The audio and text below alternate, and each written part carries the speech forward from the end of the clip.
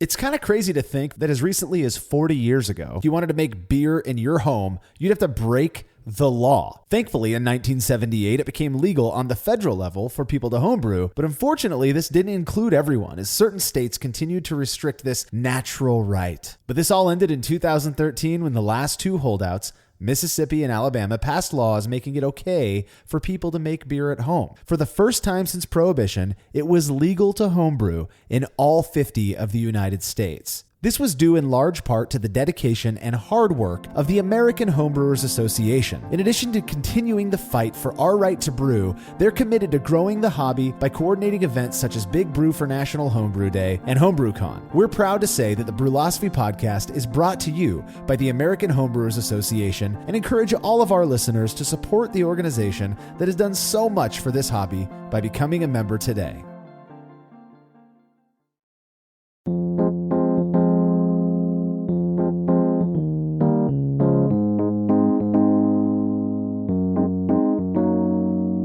Hops are made up of various compounds that serve to impart bitterness, aroma, and flavor to beer. With the growing popularity of IPA, hops have become a major focus of brewers. In fact, it seems like all of the ingredients required to make beer, hops get the most attention, at least these days they do. You're listening to the Brewlosophy podcast. I'm your host, Marshall Schott, and in this episode, contributor Jason Cipriani is with me to talk about this wonderful plant, specifically how certain conditions can affect the way hops present themselves in beer. Yeah, hops are my favorite magical plant. As a beginning home brewer, I really never gave much thought to the age or the proper storage of hops. I mean, I started extract, so I bought kits, and I assumed since the kits were put together with hops inside that kit, that was how you stored hops. If homebrew shops and online stores were storing that, and I had no idea how long ago that kit was put together, why would I do anything different? Right. I mean, that's how many, when I got started into homebrewing over a decade ago, you'd walk into the homebrew shop and hops would basically be, and I still see this these days, which is kind of nuts to me, but you see hops bagged out into 1 or 2 ounce portions, and they're not vacuum sealed. It looks like they're just kind of heat sealed in plastic baggies. Does it matter? Does it make a difference? That's sort of what we aim to figure out with a series of experiments that we were able to do, thanks to the assistance of some really cool homebrewers who happen to have some old hops lying around. We're going to be talking about that, storage conditions, all that kind of stuff in this episode. But real quick, I want to thank everybody who's been using our links to do their online shopping. It's a huge help. For those looking for an easy way to lend us a hand, those links can be found at brewlosophy.com/support. Your use of them is very much appreciated and really does help us to continue bringing you this content. If you'd like to be rewarded for your support, head over to patreon.com/brewlosophy to learn how pledging a small monthly contribution can earn you rad things like access to the Brew Crew private forum, secret contributor recipes, discounts at Yakima Valley Hops, and an invitation to a monthly live Q&A with a special guest. Coming up next month is Ales of the Riverwards blogger and New England IPA expert, Ed Coffey, good friend of ours. We've also got Vinny Chilurzo coming on from Russian River Brewing Company. Dr. Charlie Bamforth will be answering questions of our patrons. All kinds of great stuff. I'm also really, really stoked to announce a rad new reward for those who pledge at the $5 level or higher. So you're saying $5 a month to help these guys continue doing what they're doing, and you get awesome rewards, the newest one of which is entered into a random drawing to win a $50 gift certificate to use at lovetobrew.com. That's right. They're going to support us by offering our patrons a chance every single month to win $50. And a little secret, they told me that in December, for our November patrons, they're going to draw a $100 gift card as well. So again, that's patreon.com/brewlosophy. You can head over there to learn more about the rewards you can receive for helping us out. Listen, if you're going to be in Portland for HomebrewCon later this week, please be sure to stop by our booth. We're at booth number 737, smack in the middle of the expo hall. Stop by, say hi, pick up some stickers, buy some rad swag. We've got some new hats. We're going to have some t-shirts there, all kinds of cool stuff, some new taster glasses that you can drink your beers out of, or you can just come by and hang out. We're also going to be with our friends from Yakima Valley Hops, Mecca Great Estate Malt, and Imperial Yeast. They're going to have stuff as well for all of you guys. So make sure you stop by booth number 737. And for the procrastinators out there, we do still have room left on our early bird list for the karaoke party happening Thursday night. That's June 28th from 9 p.m. to 1 a.m. at the Trio Club in Portland, Oregon. It's very close to the convention center. Shoot me an email, marshall@brewlosophy.com, and I'll get you details on making a donation to get on that list early. Any available spots that we have open once we're there, if there's any open spots, people can fill those, just by coming in and dropping a little donation to hang out and have a good time for a few hours. And hey, listen, if you're going to be around Yakima, Washington toward the end of September, be sure to hit me up. I've already heard from a few of you and look forward to sharing a beer and hanging out for Hop Harvest. We are going to be attending the Fresh Hop Ale Festival, and by we, I mean contributor Brian Hall, as well as our friends from Yakima Valley Hops. That's on September 29th. I'm sure it's going to be badass. Finally, something new on our calendar. Denny Kahn and I will be leading a couple day-long seminars for the Brew Your Own Boot Camp happening March 21st and 22nd. That's 2019, of course, in Asheville, North Carolina. Super stoked to check that city out. The focus is going to be on a topic we're both passionate about. That's experimentation with brewing and beer. And I'd love to see some of you there. I'm not certain when they're going to be opening ticket sales, but keep your eyes peeled. There are only 35 spots for each session, so not many. And I've heard they fill up pretty fast. So have you ever been to Asheville? No, I haven't. It's on my list of places to go, but I have not been there. Apparently, the craft beer scene there is just exploding. They've got Sierra Nevadas, a couple other big breweries are out there brewing beer. And, yeah. Everything I've heard about it, I'm sure it's just going to be a rad time. So stoked to get out to Asheville, North Carolina for the Brew Your Own Boot Camp in March. All right, if you'd be so kind as to drop a quick rating and review of this show wherever it is you listen to your podcast, we'd really appreciate it. It doesn't take long. Those ratings really do help people find the show. Plus, we enjoy reading what you all think. So again, if you could leave a review and a rating, we'd appreciate it. All right, time for some feedback, which this week is brought to you by Brewers Hardware, who specialize in tri-clover compatible sanitary fittings, conical fermenters, kettles, and brew stands. Brewers Hardware offers a variety of unique and hard to find items for both the home and craft brewing markets, including high-quality stainless fittings at competitive prices and very fast shipping. If you're into electric brewing, you've got to check out the new BCS 482 control system. It provides everything needed to fully automate your brewery. You can learn more about it and the other great gear they offer at brewershardware.com. And when you're checking out, make sure you mention Brewlosophy to receive a free gift. Again, that's brewershardware.com. All right, our first bit of feedback comes from Carl Helmstetter, and he sends this in via email. He says, first off, don't get off that soapbox regarding perception and bias. That's constantly proving to be one of the strongest factors in people's perception. I'd love to see some experiments on this, since I believe that if we can shed our bias, we can brew better beer or at least diagnose things more accurately. He goes on to say that the advice for Cameron on the astringency question, this is from our Brew and A episode number 4. He mentioned he sparges, so perhaps he fly sparges. If so, oversparging could easily raise the pH and provide an astringent flavor. He says he's been there. Keep it up, guys. Love what you're doing. Jason, what do you think, man? As far as the bias goes, I agree. Especially before starting with the Brewlosophy crew, I've figured that even if I had some bias, I would still be able to take that out and differentiate between beers in a triangle test, or without doing the triangle test and comparing just the two. But I think that bias goes way deeper than that for us for anyone, us as a collective whole, as homebrewers and beer drinkers, that we don't even realize how bad it impacts our perception of a beer we're drinking, right? Like, I can put an experiment beer side by side, cup A, cup B, and I can tell you 100% certainty, yes, they're different. Obviously, I know they're different, but I could pick it out. But if you give them to me in a triangle test, and the perception and bias is gone, it gets extremely difficult. I would love for us to be able to figure out how to remove that from, a lot more stuff. But yeah, the thing about bias, and this is the psychologist in me sort of comes out here, for better or for worse, is that people tend to view it as this kind of independent factor that can be controlled, like it's got this controllability. And we've been talking, Malcolm and Ray and I have been talking about a series of like bias and brewing shows. We think that'd be a lot of fun. That's really where, I love that stuff. But the reality is, bias, by nature of the fact that it's bias, is at least, one form of it is completely subconscious. People don't realize they're being biased. And in fact, we have this tendency to think that we are in so much control over our perception and over the things that we do, that admitting that we were influenced by bias becomes, it's very difficult, because we don't want to sacrifice or kind of abandon this idea that we are in control of what it is that we are taking in. So I'm not going to get off my soapbox, I guess, because I just think it's too much fun to talk about. If people get offended by talking about bias, I just don't understand that, and so I guess I'd be willing to do it. But something that comes to mind is I regularly chat with a couple of people, in fact, about this whole warm fermentation with lagers, right? Right. And people are just so damn convinced that there's no way I can tell when a beer is warm fermented without even knowing about it if I go into a brewery or whatever. No, you can't. No, you can't.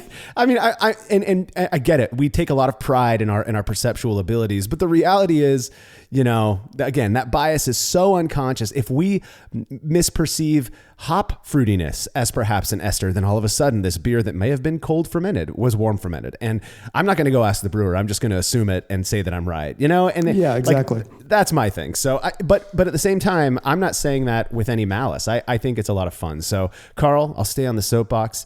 For your second point, yeah, you're right. Oversparging is a very popular or a very common explanation for astringency in beer.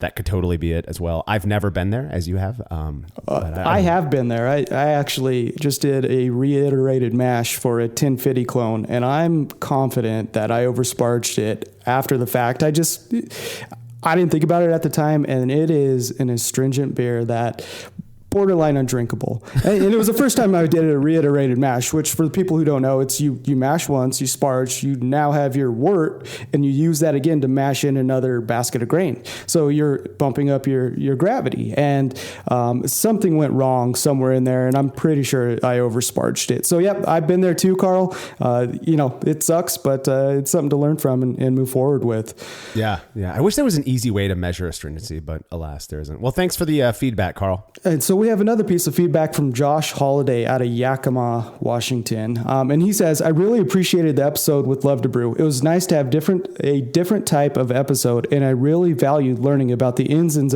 outs of the current state of homebrewing and hearing the different perspectives from a very intelligent businessman. Josh, thank you so much for sharing that with us. It's good to hear that people like those episodes. I know they're not kind of our typical talk about experimental stuff and specifically brewing variables, but I felt like that was really important. And I agree with you. Ron from Love to Brew is just such an intelligent business person. So I think he seems so humble, for as successful as he's been with his business. Yeah, we'll absolutely look into getting more people on the show for that. I don't want to make that kind of the focus. I think there's a lot of interview-based podcasts out there, and they're great, but that's not necessarily what our focus is.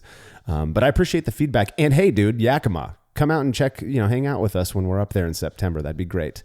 All right. If you have any show feedback, you can send it to feedback@brewlosophy.com. Jason will receive that, or you can leave us a message by calling 951-444-0320. Hey, Jason, what are your thoughts on Citra hops, man? I like them. Yeah. I mean, I think they got a lot of attention over the last couple of years, so they're kind of getting a little worn out on my end, but still, hey, if I have a chance to use Citra, I'm probably going to do it because it's going to make a crisp, fresh beer. Totally. I mean, I've used them quite a bit since I first heard about them, 5 or 6 years ago, and I think they're pretty great. I remember a few years ago hearing about a commercial beer that was hopped solely with Citra, and I'm sure it's not the only one, but Zombie Dust from Three Floyds Brewing out of Indiana. Is it a beer you've ever tried? I have had it once at this last year's Great American Beer Fest, which was quite a few samples in, but it was still delicious at that point, Well, sadly, they don't distribute it out here on the West Coast. Yeah, it doesn't make it to Colorado at all. Right. Well, and I mentioned this in a forum recently, and a really cool homebrewer by the name of Kevin Promise offered to send me some. A couple weeks later, 3 very fresh bottles, and we're talking 2 weeks old, 3 weeks old, of Zombie Dust arrived to my house. So what better to do than to have my buddies give it a blind once-over? 1 minute beer review with Jersey and Tim. There's a beer there. Let's check it out. Smells like an IPA. I can't smell anything. I'm going to have to go off flavor. Oh, it's good. Is it an IPA? I believe it is. Tastes like juniper? Yeah, it's got the flower taste to it. Pine, I believe he also... Pine, it does have pine. Piney juniper. But it's very smooth, actually. Yeah, it tastes like an IPA. I mean, we've been made to look like fools before. No, I think we think it's an IPA, and I think it's quite good. It's very good. It's very good. And we all know I don't like IPAs. It's it went down the wrong tube. Now we can dissect it. It's dank. Just kidding. It's not dank. It's good, dude. I like it. I don't know how to describe it, but I feel like as learned man, we can come up with something. Tastes floral. Ooh, floral. Look at dude. He is a learned man. He's becoming more learned by the minute. Explain floral to me. It's like a flower. Tastes like flowers and stuff. It's got a little bit of a strong kick at the end. Now that I drink it a little bit more. The more you drink, yeah. But that first sip was. I like it. It was good. You know what? It's very good. I'd say it's right up there with the normal IPA that we like, because you don't like them, but you do like them. But for me to like this is So I don't want to rank this as a separate beer. I rank this as an IPA. As an IPA, I give it 7 Jersey Tims. yeah, I'm good with that. 7 Jersey Tims for this IPA. This is a good It IPA. might be our highest rank. Well, for an IPA, of course. Is it an IPA? Oh God, we're gonna be look like fools. We're gonna be made to look like fools, dude. It's a pale ale, but a very hoppy pale ale. So. Close enough. It may not be from India, but it's pale. All right. First off, I want to thank Kevin for taking the time to purchase, package, and ship these beers to me. Super kind of him to do that. And man, I'm telling you, that Zombie Dust was awesome. It was so much better than I expected. I kind of had, and I'll admit, this is my bias about like Midwest hoppy beers. You know, I was expecting kind of a high caramel content, caramel malt content type of beer, maybe a little bit rich. This beer was awesome. Well balanced, very Citra-y. Absolutely delicious, man. I don't know what your experience was at GABF drinking this beer, but I'll tell you what, if I had it in my, at my local grocery store, I'd be buying it all the time. The line was so long for it. I think I waited in line for like 25 minutes for a little 2-ounce pour. So, I tried to savor it, tried to enjoy it, but at the end of it, I was on to the next line. It was one of those things I had to check off on my list to try at GABF, and I enjoyed it immensely, but I wish I had a full pint of it. Well, the fact that the line was so long for a beer that's relatively, it's not a new beer, right? I think speaks volumes. And the fact that, hey, Jersey and Tim really seem to enjoy it as well. They may have thought it was an IPA, but that makes sense. It's a very hoppy beer. It was super fresh, so I don't ding them for that. 7 Jersey Tims, I'm with them on it. I'd probably go 7 or 8. Hey, we need to start counting how many Juniper references they give. Well, if you have a beer or any other alcoholic beverage, whether you personally brewed it or not, that you want Jersey and Tim to review on the show, you can email me, Marshall@brewlosophy.com, and we'll get you all set up. We'll be right back after these messages from our sponsors.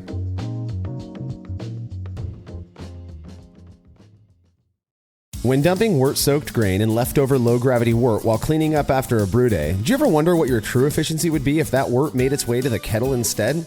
Using the brew bag, a fabric filter for all mash tuns and brewing methods, allows you to capture every last drop of wort. Not only does this increase kettle efficiency, it lowers your grain bill, which saves you money. Throwing wort in the trash is like dumping a 12-pack down the drain and just doesn't make sense. Use the brew bag and leave no wort behind. I've been using these filters for a long time and recommend them to everyone. I never have to worry about a stuck sparge, and cleanup is fast and easy. Go grab yourself a brew bag fabric filter at brewinabag.com and be sure to use code TBP17 at checkout to get a discount on your order.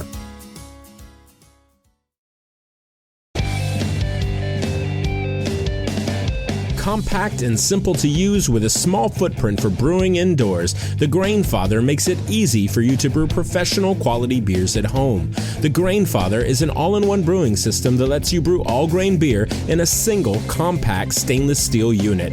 It uses an electric heating element and pump to maintain a constant temperature and to circulate the wort during the mashing and cooling stages. It also comes with a counterflow chiller to reduce chilling times and produce high-quality wort. And now, with the addition of their conical fermenter, the Grainfather takes things one step further by offering homebrewers state-of-the-art temperature-controlled fermentation just like commercial breweries use. And with the Grainfather Recipe Creator and Connect app, you can easily design a recipe, sync your brewing system with your phone, and then just sit back and relax as the app takes over and assures that you maintain your scheduled mash temps and boil schedule. Head to Grainfather.com to purchase your all-in-one brewing system today and to sign up for their free recipe creator tool.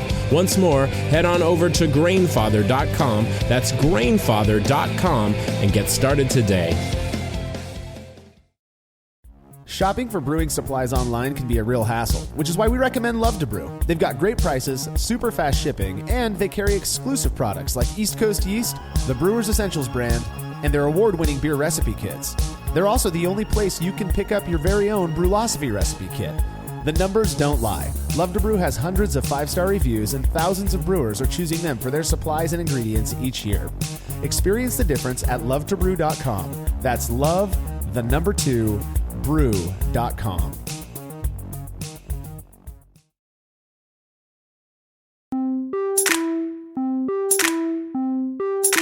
when you really think about it, hops are pretty damn incredible. I mean, we've got this plant of which there are numerous varieties that we use to help define the character of our beer. When I take a step back and really consider what we've been able to do with hops, it's pretty astonishing to me. Yeah. It's crazy. I mean, there's this plant and this flower that has this little yellow compound in it that, over the years we figured out adds, bittering and flavor and aroma. And we're actually able to take that and turn it into something that's delicious with, with hops and different aspects of what went into brewing and where we got to where we're making beer today. It's continued to blow my mind that it was ever even discovered. Yeah. So they've been using hops since like the 9th century in beer, which was, a long time ago. And basically, so what hops are is they're related to cannabis. That's everyone else's favorite magical plant, or a lot of people's favorite magical plant. We can now legally say that in California and Colorado. So. Well, yeah. I mean, Colorado's the OG with legalized marijuana, right? So they're related. And like I said, there's a little yellow powder that's lupulin, which is bitter, and it contains various oils and terpenes. And that's what gives beer that hoppy characteristic, whether it's pine or floral or spicy or resinous flavor profile to it. Yeah, and these these terpenes or you'll hear people call them oils. And I'm and by the way, I don't think either of us are hardcore hop experts. No. We've got that kind of superficial understanding of how these things work based on the fact that we use them all the time. So if we mess something up, let us know. That's fine. But you've got these various oils, things like myrcene, which is known for. I mean, that's one of the highest terpenes in most hops, and you're looking at like that pine character, kind of that green hop character. You've got linalool, which is very floral and woody and can be kind of spicy. Things like geraniol, which is very strong floral. Think geraniums, stuff like that. Multiple other oils in hops that help us. And each variety has a different amount of those, and you use those in beer at various amounts to get completely different flavors and aromas out of it. And I think it's awesome going up to Hop Harvest, and walking down these rows of growing hops and pulling off the different cones and rubbing each one and noticing the difference. It's so incredible just how we've come to tame this plant. It's super cool. So, the earliest documented use, like you said, was in the 9th century, prior to when beer was actually beer. It was actually kind of like a gruit, which was kind of, rather than using hops, these I'm going to call it a concoction, was spiced with various bitter herbs, flowers, stuff like that. But over time, people started using hops, and we found out that in addition to imparting this flavor and this aroma, they actually had antimicrobial properties. So the isoalpha acids in the hops had a particularly strong action against gram-positive bacteria, such as everyone's, you either love it when you want it or you hate it when you don't. Lactobacillus, right? Right. Because it can spoil beer. Yeah, and that's exactly why when, we covered kettle sours a while back, that you don't add a ton of hops before you sour the beer, because the acid in there is going to kill off the lacto that you're wanting to sour your wort. Right. Right. And I know that there are certain strains of lactobacillus that are maybe a little bit more tolerant to those isoalpha acids, but you definitely want to be careful because they are, they're sensitive to that. But which for us, when we're making our regular clean beers is a good thing, because it can help us, if you get a little lacto in your beer, hopefully that maybe those isoalpha acids from the hops can kind of help to not sour it or spoil the beer too quickly. Yeah, absolutely. And so what's cool with modern advancements in sanitation and all of that, we actually don't have to focus so much on primarily using hops as a way to preserve our beer, which is nice. It's something we don't have to worry about now. It's kind of like an added benefit, Right. like kind of. I view. When was the last time you actually you're buying hops and you're like, God, I can't wait for the antimicrobial properties of these. You don't. We were buying hops primarily these days, or almost fully these days, for their aroma and flavor impact. And that's really where the interest on hops is, and which kind of leads us to the real topic of this show, which is hop freshness, or the way, I'm not really sure what the term to use here is, maybe like managing your hop storage or your hop stores. Because reality is, freshness is viewed as being the absolute key in terms of getting those characteristics out of hops that we find so desirable in beer. Yeah, freshness things, I mean, by the time hops reach us as homebrewers, they're fresh is a loose term, right? I mean, they've Really? already gone, they've been picked, they've been pelletized, they've gone through a lot of steps to get to our fridge or freezer at home. I was up in Hop Harvest 2 years ago when I was up there 2 years ago, and I was chatting with a farmer, and I asked him the question of, if I order a bag of pellet hops and that bag shows up to me with just a pinprick that allowed, some air in, am I doomed? And he said, and it was, he was just super frank and said, if you saw the way those hops were treated prior to being shipped to you, you wouldn't be concerned, right. And sure enough, I've been lucky enough to see it a couple years now. Those hops get taken off the vine. This is all done in totally open air, right? They get taken off the vine, they get processed, they get dried, on these huge, amazing, like rotating kind of dryers.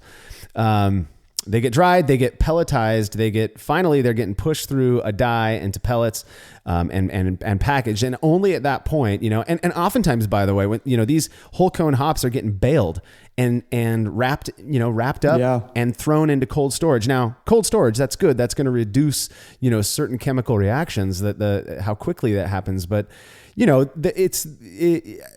think that you're doomed because, your hops over 2 days, lost their seal. I don't know.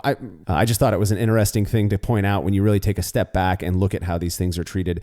The fear of a little bit of oxygen touching your hops is probably misplaced. Sure. And with all of that said and everything that goes through, it's still important to take proper carrying techniques into consideration. I mean, the things we're worried about really are losing and degradation of alpha acid, right?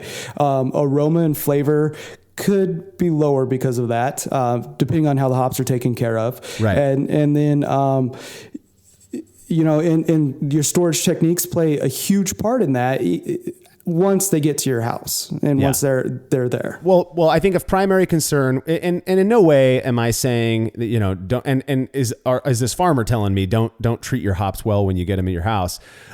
Just that that fear that a little bit of oxygen exposure is going to immediately ruin them, may be a little bit misplaced. But what we're primarily concerned with, one of the things is the degradation of these isoalpha acids, which is different for each variety and generally based on specific conditions such as storage at 68 degrees Fahrenheit or 20 degrees Celsius, which I think is really interesting over a period of 6 months, right? So we've got all of these things. You can range from a loss in your alpha acid of 15 to 40%, which is kind of a lot. So if you're buying a hop variety that you're using for its bittering, say something like Magnum or Warrior, and in 6 months, you're buying a full pound of that and you're only using 11 or maybe 15 grams for your 5-gallon batches and you're brewing a couple times a month, you're going to have those hops for a long time.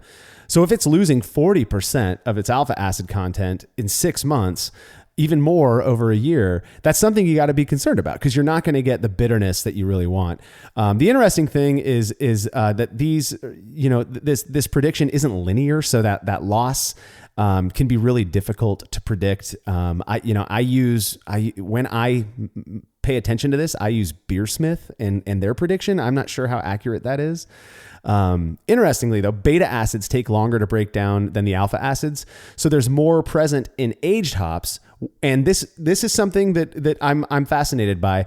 So those beta acids, even though there's usually less in fresher hops and more of the alpha acids, and that's what we're getting out, as that alpha acid content goes down and those beta acids come up, you can actually presumably impart more of a harsh bitterness to your beer, something that kind of sticks around on your tongue a little bit longer than the typical bitterness we get from alpha acids in beer. So another aspect of that is the oxidation of hop oils or terpenes. I think we've all kind of heard the reference of hops that have been exposed to oxygen over a long period of time have like a cheesy smell to it. I actually think it's more of an oniony smell to it. Like I have my hop fridge that I open up and a couple pellets have fallen out. And when I open it, that's all I smell is onion. So, so oxidation can definitely convert the desirable fruity, floral, and spicy aromas to that cheesy, or to me, oniony, sweaty sock aroma due to the production of isulfuric acid, which also plays a part in sours. And we've talked about that before. But an easy test to figure out the difference between good hops and hops that have been oxidized is to leave a few ounces out in a bowl on the counter overnight and then compare the smell of those hops to the smell of hops that have been, sealed and haven't been exposed to oxygen for that long amount of time. Yeah, this is something I've done numerous times, and I don't know if I get so I've heard about the whole, I've definitely used hops that have kind of a strong onion garlic characteristic to them. What I was told about that, where that comes from basically is when those hops stay on the vine maybe a little bit too long. So they're kind of over mature, but it makes sense to me, and I have heard this as well, that you can get kind of more of particularly hops like Summit, or I think even Citra's one of them, that you can, that even, aging those out or the exposure to oxygen when it's warm can increase the perception of that characteristic that exists in there already, but it kind of brings it out. So things that you just don't want your hops to impart into your beer, and so what we've done is we've come up with a few ways, and these are really simple ways to maintain hop freshness when we purchase our hops. And this really, again, this is going to apply mostly to people who are buying their hops in bulk, which nowadays with places like Yakima Valley Hops selling a pound of hops for like $12, I mean, there's really no reason anyone shouldn't be buying their hops in bulk and storing them. If you've ever ordered hops from a place like Yakima Valley Hops, you've received a Mylar bag that has a zipper top on the top, so you can squeeze the air out and use that zipper thing, and it seems to work fairly well. Sure. I think the key really is, and the whole idea behind that is they want to make it easy for users, for brewers who purchase their product to get that oxygen out so that they can, there's less exposure. I think a lot of us, what we do is we actually take those pellet hops or even whole cone hops, transfer them into vacuum seal bags, and then just suck all of the oxygen out, or as much as we possibly can. It heat seals it, and then you can toss those in your freezer. Yeah, what I actually do is I leave the hops in that Mylar bag, and I put that inside a vacuum seal bag and seal the whole thing. That way I still have the sticker there with the alpha acid and what year the crop is and the name and all of that. And it's just an added layer that does it work? I don't know, but it's peace of mind for me of protection, and it's still in the original packaging. Yeah. And again, I don't want to belabor this point too much, but the oxygen is going to it's well known that it will react with, those compounds in hops to change them. I mean, that's going to happen. My understanding, based on my conversations went up in Yakima, is that the focus on removing oxygen, while important, isn't nearly as important as making sure that when you store those hops, you keep them as cool as possible.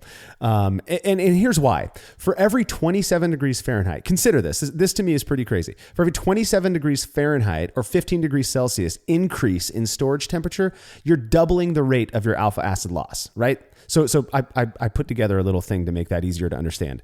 Let's say if 70% of your alpha acids remain at 68 degrees Fahrenheit, so like room temperature, or 20 degrees Celsius over 6 months, so a 30% loss. Storage, and that's if you're storing them at 68 degrees, storage in a 0 degrees Fahrenheit or a negative 18°C freezer can dramatically slow this down, reducing that loss to only about 6%. So that's a 24% difference. That's crazy. I mean, and so why, and this has nothing to do with being vacuum sealed, or this is just purely alpha acid loss that occurs as a function of temperature over time, right?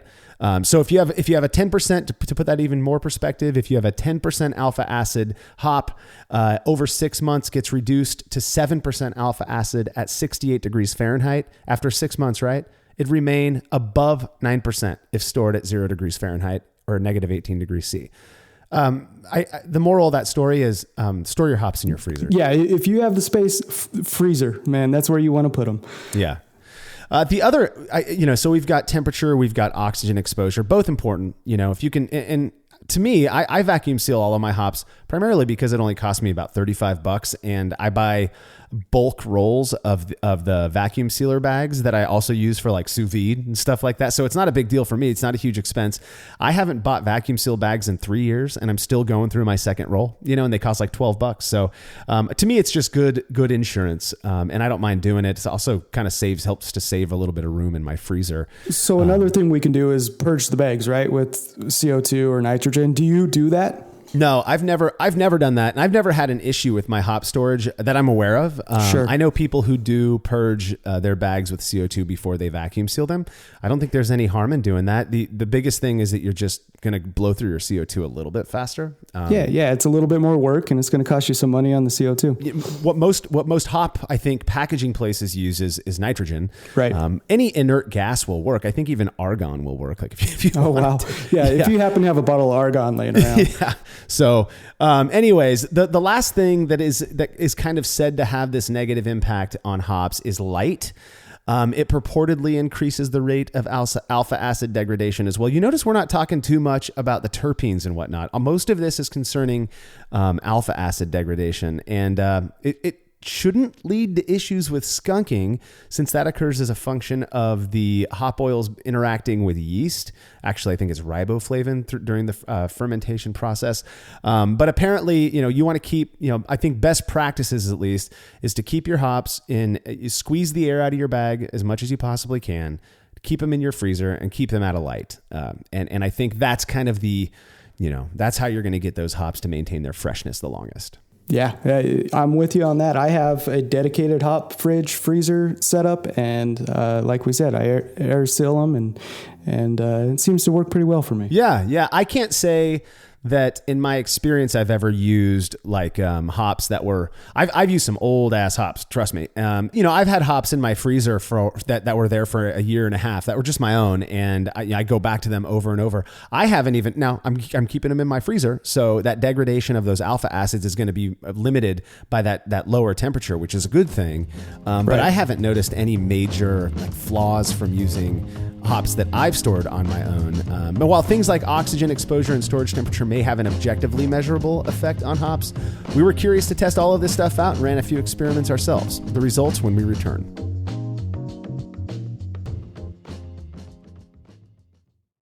After a long brew day, the last thing I want to do is waste more time chilling wort. I've tried so many different options, and ultimately I settled on the super efficient immersion chillers made by Jaded Brewing. With the King Cobra and Hydra, I'm able to chill my entire batch of wort from boiling to just a few degrees above groundwater temperature in as little as 6 minutes. If an immersion chiller is right for your brewery, then do yourself a favor and check out all of the rad options Jaded Brewing has to offer at jadedbrewing.com, and be sure to let them know Brewlosophy sent you.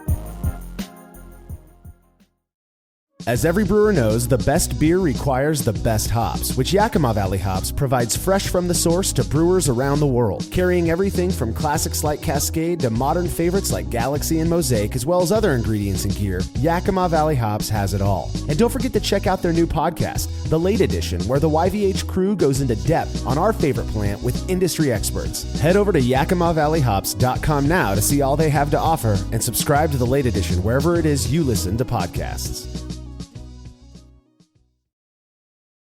Family-owned Atlantic Brew Supply is the largest homebrew shop in the Southeast. No gimmicks, no multinational corporate overlords, and no BS. They offer exclusive malts, yeast, and more from local artisans, as well as award-winning recipe kits. They also sell professional brewing gear and cask equipment from sister companies ABS Commercial and Cask Supply. Most ingredients are available by the ounce, plus Atlantic Brew Supply has an on-site calculator to help you craft your best brew. Orders are processed same day, and 2-day shipping is guaranteed for East Coast customers. Get 15% off your first order using promo code BREWPOD. That's BRUPOD at AtlanticBrewSupply.com.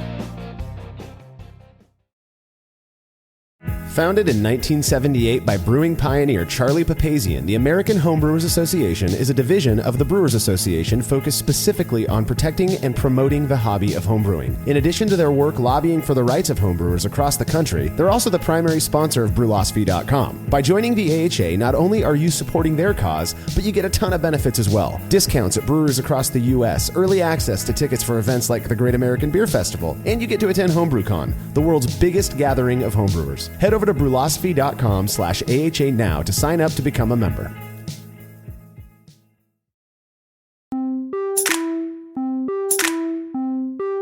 Years ago, while perusing some online homebrew forum, I recall someone once commenting that they only use hops that are no more than 1 year old, after which they'd get thrown away, which seemed like such a waste to me, because I was someone, who'd started buying hops in bulk, and I was buying so many that there was no way I wasn't going to have, at least some of these hops around for maybe a little bit longer than a year. This idea that age alone would have such a dramatic effect just didn't feel right to me. And since there's no place in science for feelings, I put this one to the test. And this is kind of a cool story. I got to give a major shout out to a reader of Brewlosophy.com named Mike Gutenkoff. Back in June of 2015, he emailed me and said he had 8 ounces of Willamette hops that he'd purchased way back in 2006, so 9 years prior. He offered to send them out to me because he thought that it would be a cool experiment to compare really old Willamette hops to some fresh ones. And so I picked up a bunch of Willamette hops, it was 2015, so I got the freshest ones I could from Hops Direct. And he sent me these 8 ounces of his Willamette, and they were nicely stored. That is an important thing. He kept them vacuum sealed and in his freezer for this entire time. So in an interesting way, we were sort of testing a best case scenario in this one, right? Yeah. What I did is I made a very simple blonde ale I bittered with just a little bit of Magnum, and then I only had 8 ounces of these old hops, so I had to kind of compensate for that.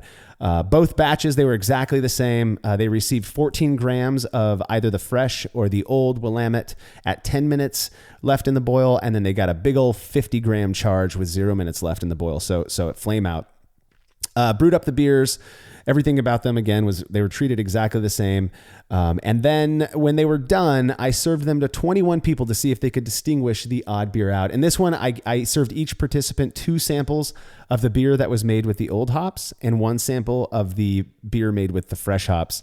And for 21 people, you need 11 tasters to get, to be able to identify the odd beer out in order for us to say that this was significant. And absolutely, completely going against my expectations, a mere 5 people were able to identify the unique sample in the triangle test. I first read the introduction to this and I was like, 10 years? Okay, yeah, this is going to be significant. It's not even going to be close. And then we get to the results and it's insane. But again, in a way, we're testing ideal conditions, right? The guy who sent you these hops were vacuum sealed and in the freezer the entire time, right. Which is like I said, ideal conditions. But out of the 5 tasters who were correct, which means it's not significant, like we just said, that the aroma and flavor were pretty much the same on the 2 beers, right? Yeah. It was very subtle difference between the 2 that they were able to pick out. Oh yeah. And I mean, I remember collecting data on this one because I was, and I remember tasting them myself. My immediately, like the thought in my mind was that the beers were just more similar than I expected them to be. To me, they tasted the same. And I failed 3 out of 5 triangle tests that I took. Despite my bias, I was unable to tell these beers apart. And it kind of left me with this, this thought in my head. First off, I'm not sure what the degradation rate of Willamette hops is. It could just be that the alpha acids don't degrade that fast. To me, what this did more than anything, it didn't, influence me to think that hops can be as old as they, however old they are, and you can use them and get good results. To me, it really supported this idea that, keeping your hops stored well, vacuum sealing and in your freezer and out of light, can really prolong, I think by definition, they're not fresh, but it can prolong that perceptible freshness of those hops. The fact that these beers were so indistinguishable really seems to kind of speak volumes to good storage conditions. Well, another thing, and I'm not going to let us go down this rabbit hole, but it also speaks to the consistency of Willamette hops across crop years, right? Where you have hops like Simcoe, which we're going to discuss here in a minute, that there's potentially a big difference in the crops and the outcome of what that hop flavor profile is between year to year. So a 10-year spread for Simcoe or for Willamette, it was consistent enough people couldn't tell the difference even with, proper storage techniques and whatnot. It's Willamette, damn it. Willamette. Anybody from the Northwest knows that one well. All right. Willamette, damn it. It's Willamette, damn it. But I hear people saying Willamette all the time. I think it's just kind of humorous. So anyways, the Willamette experiment with this was interesting to me. It was interesting to a lot of readers. And relatively soon after we published that article, I got an email from another reader named Ryan Casey who said that he had a bag of old hops lying around that were Simcoe. And Simcoe is known for being quite a bit different than Willamette, I would say. And Ryan offered to send those to me to put to a similar test. Only this time when the hops arrived, they weren't vacuum sealed. So they were in a vacuum seal bag, but they had lost that seal. And so there was oxygen in there. And so what I did is threw those in my freezer as soon as I got them, but I didn't purge the bag of oxygen. So I'm thinking in my head, well, let's see if this creates the difference. These were 2005 Simcoe. I'm not sure if I mentioned that. I brewed up a very simple Simcoe pale ale. And this one was only 100% Simcoe hops, right? Really simple grist, pale malt, white wheat, honey malt. You got 12 grams for a 5-gallon batch, 12 grams of Simcoe. So about a half an ounce at 60 minutes, 30 grams. So just over an ounce at 15 minutes and 10 minutes left in the boil, another 30 grams at 5 minutes left in the boil, and then a whopping 120 grams for the dry hop. So 120 grams in the dry hop. Really wanted to suck as much character out of these hops as I possibly could. So I was looking at the picture of the hop comparison from the 2005 Simcoe to the 2014 Simcoe. Those hops do not look the same at all. Well, they're different sizes, so they obviously went through a different type of dye or whatever. But just the color on those look quite a bit different. I got those 2014 Simcoe from my buddy Tommy Caprelian, the brewer at House of Pendragon Brewing Company. He pulled me off a pound or so to use for this experiment because I was all out. They look vastly more bright, I would say, than the I smelled them, but based on what I smelled of those hops in the bag, I was pretty sure that this one was going to be different. Yeah, the 2005 Simcoe in the picture remind me a lot of that rat poison that you put around. They're like those old little pellets that. Yeah. And then you have what I would expect Simcoe to look like on the 2014 batch. yeah, exactly. They look like normal hot pellets. Yeah, exactly.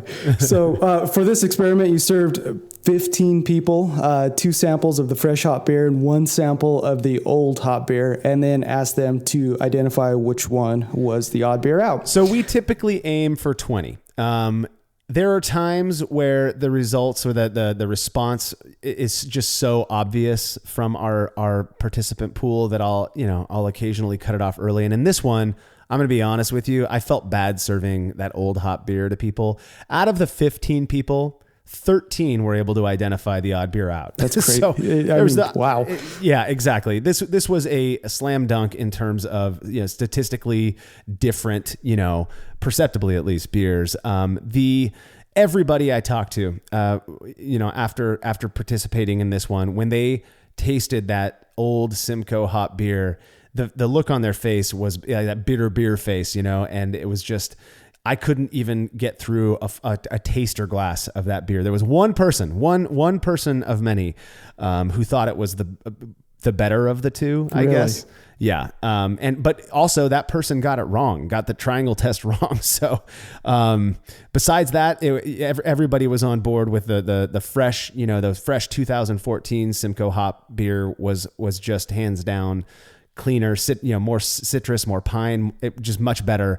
While the old Simcoe hop beer kind of didn't really have any flavor or aroma to it other than this sharp, super sharp and unpleasant bitterness, which I am speculating had to do with this whole beta acid thing, that those beta acids were still present while the alpha acids had degraded so much because of exposure to oxygen. And I'm assuming temperature wasn't always kept cool as well. Yeah, reading through this, that's what I kind of went to as well. The beta acids, it definitely rings true to what I've read about that and degradation of the hops. It was one of those things where I realized, and here's the thing so I've had beers, commercial, I've had other homebrewed beers where I pick up that same bitterness. It's not it's not people often talk about like, you over bitter a beer and you get that alpha acid content to boost up your IBUs super high.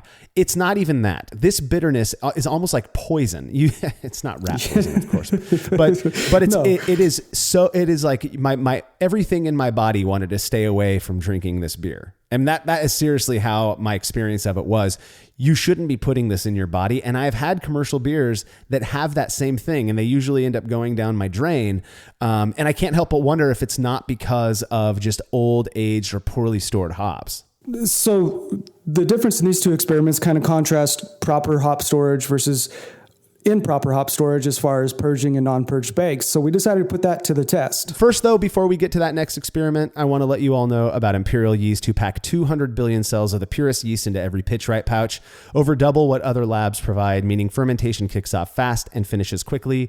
That is no joke. I usually see airlock activity within hours of pitching yeast. In fact, I just pitched a pack of Dieter into a Kolsch yesterday, and I saw bubbling within 6 hours. Pretty nuts. Even when I'm not using a starter, and I didn't yesterday. So Imperial Yeast has strains from every style you can think of, from Pilsner to Imperial Stout, and they offer incredible customer service. Go check out everything they have to offer at imperialyeast.com. So, vacuum sealed versus not vacuum sealing a bag. This was a very interesting experiment. Yeah, Jake ran this one. So what he did was he took two different hops, same equal amounts, and he put one amount into a freshly sealed, vacuum sealed bag, and another one into just a regular sandwich Ziploc bag that you would take some peanut butter and jelly sandwich to school in, and then put them in his freezer for a few weeks. Actually, it was 6 months. He went a whole 6 months, and it was funny because when we were designing this experiment, he's like, "How long should we go?" And he was of course the only one who was like, "I should just do it for about a month." No. The rest of the crew is like, 6 months, bro. That's what you got to do. Let's take this one out to Yeah, let's test the extreme here and see if it makes a big difference. So he did just a standard pale ale, easy grist of 11 pounds of two-row, pound of Vienna, and then he used Motueka hops, and a pretty liberal amount of them as well. He followed up a 60-minute boil addition, 30 minutes, 5 minutes, and then a 3-day dry hop with pretty liberal amount of hops throughout, and then fermented it with flagship from Imperial. I think each batch of this beer had about 5 ounces of hops total in it. And the Motueka were fresh when he bought them. So he split them off and, like you said, stored, the amount for this, the non-vacuum sealed batch in a Ziploc, sandwich baggie. And the other one was stored in a freezer. Both were stored in the freezer. So we got to keep that in mind, temperature. Sure. His idea behind this one was, is it really worth all of the effort? It's not that much effort, but purchasing a vacuum sealer, and vacuum sealing those bags if I can just keep them in the bag that I purchased them in, or in a new Ziploc bag and toss them in my freezer. Yeah, and the beers came out the same. They hit the same final gravity. They look the same, in the pictures. And then at the end of it, he served it to 16 people. He had 2 samples of the beer made with the non-purged baggie versus 1 sample of the purged hops, and a total of 4 tasters picked the odd beer out when we needed 9 to reach a level of significance. So This 25% more or less is worse than guessing. Yeah. When you serve people 3 things, if there's no difference, the expectation is that 1/3, right? We'll pick each one. And that's exactly. That's random chance, right? If there's a difference, we expect to see it more than that 1/3, and a certain degree more than that allows us to say that there's a distinguishable, like a statistically significant difference. 4 out of 16, and that's 25%. That's quite a bit less than the 1/3. And yet again, another reason we kind of cut this one off early. Plus, I think Jake really liked the beers and wanted to drink them.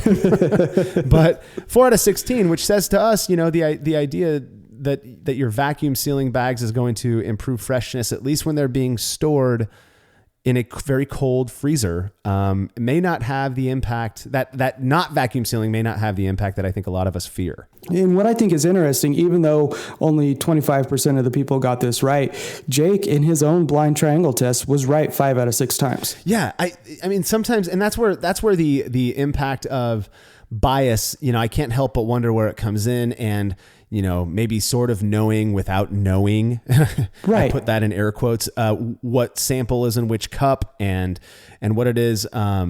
But he said that he thinks that his performance on the blind triangle test that he did would have been worse if he hadn't smelled the hops beforehand, because he thought that before he was using them to brew the beers, he thought that he picked up something there that he kind of recalled when he was tasting the beers. Yeah, absolutely. But who knows? I mean, the fact that only 4 out of 16 people, less than a random number, were able to distinguish the non-vacuum sealed hops from the vacuum sealed hops beer. I think that's pretty interesting to me. And at the very very least, maybe says that we don't have to worry too much about that people who don't want to go out and invest in a vacuum sealer may not necessarily need to, or that perhaps, that tiny little pinprick hole in the bag that you get from wherever you're buying your hops isn't going to ruin your hops. Right. Yeah. But the important factor here is the freezer, right?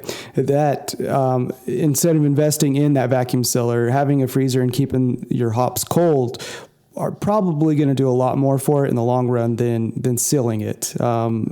Whether or not you could draw a definitive conclusion, that's probably can't, but it's a good indicator that the freezer is probably the most important key to all of this. Yeah. And I think you talk to anybody who is like a legit hop expert, and they're going to tell you, keep your hops cold. I mean, they've got, you go up to Yakima and they've got just these gigantic hop storage warehouses that are freezing cold. I mean, it's freezing to go in there. And they're storing baled hops, not in vacuum sealed, bags or anything, but it's cold enough to where any reaction that oxygen is going to have on them is going to be so significantly slowed down as to be unnoticeable, maybe even unmeasurable, I would imagine, for the amount of time they keep those hops stored. We take all of these experiments that we've done together with kind of what we know about the chemistry that is actually happening with hops. Jason, what are you going to do? How have they impacted your thinking about hop storage? I'm still going to keep doing what I do, which is the fridge freezer setup. And to be honest with you, I don't vacuum seal every bag. If I get a pound of a hop that I'm not going to use all that frequently, I will just vacuum seal that. But if it's something like Simcoe or Mosaic or Citra, I'm not going to vacuum seal those, because I know in a week's time I'm going to be right back in it. And as long as I'm keeping it cold, I'm good with that. So, I do a happy mixture, and I've been able to justify it in my own head. And I don't feel like I've had any negative impacts overall in the finished beer. What about you? What are you going to do? Well, so my thought is I'm with you. I've got a whole bunch of hops sitting in my fridge. I've got some that I haven't even opened yet. In the bags that you get from Yakima Valley Hops. Right. I've got a few, like I've got a bag of Horizon right now that I use just for bittering. And I've been using it for bittering for the last, year or so. I've yet to vacuum seal it. It's still in the Mylar bag with a zip top, on it. And all I do is I squeeze the air out, I throw it in the freezer, and it's working well. They're almost gone. So I've been, kind of just dipping in there whenever I need a bittering hop, a nice neutral bittering hop, and it's working fine.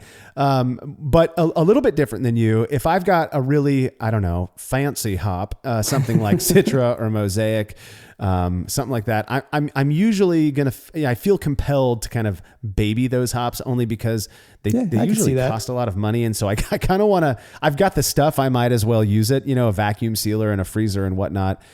Something I'm really interested in, our Brian, who lives up in Anchorage, he has a really, really like high end vacuum sealer, like the kind you see in restaurants and whatnot, that I think it actually gets rid of like, most of the oxygen in the bag.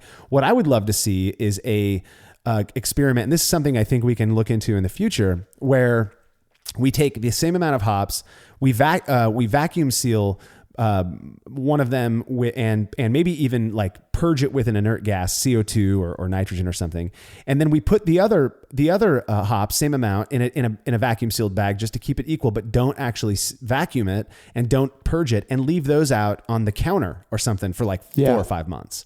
That's the one thing we haven't tested, right? Is just the impact of temperature.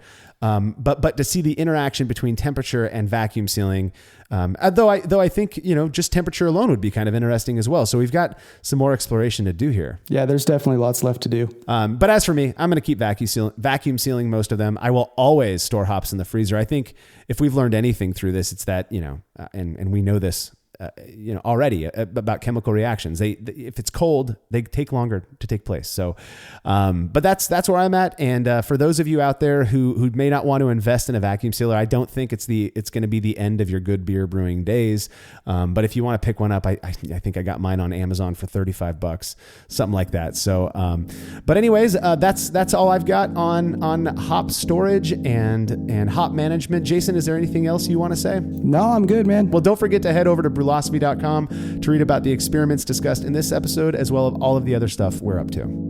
The Brewlosophy podcast is made possible by the generous support of our sponsors, as well as all of our rad listeners. We seriously could not do this without you. Cheers to everyone who has subscribed and left a review of our show. It makes a huge difference. If you haven't yet, please consider doing so. Head over to brewlosophy.com/support to view a list of ways you can easily help us to continue producing this podcast. If you want a reward for your support, visit patreon.com/brewlosophy. Thanks again for listening. We'll be back next week with another episode of the Brewlosophy podcast. Until then, think beer.